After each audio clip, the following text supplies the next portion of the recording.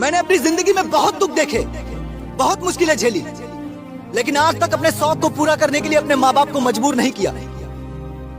आज ऐसे कई बच्चे हैं जो अपने दोस्तों में भौकाल जमाने के लिए, अपनी इज्जत बढ़ाने के लिए अपने माँ बाप को मजबूर कर देते हैं कि हमें आईफोन दिलाओ, हमें गाड़ी दिलाओ।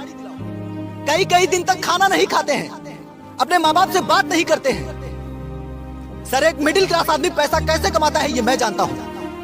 12-12 घंटे 30-30 दिन काम करता है, तब जाके मुश्किल से उसके हाथ में 15 से 20 हजार रुपए आता है।